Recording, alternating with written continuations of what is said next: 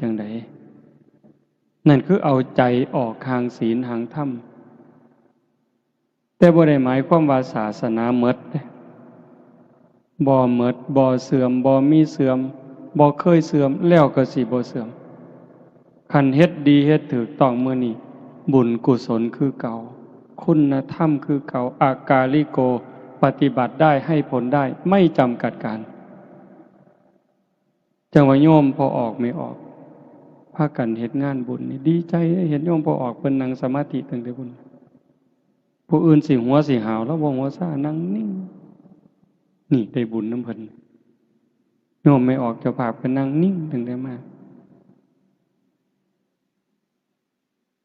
ได้บุญนำจังซี่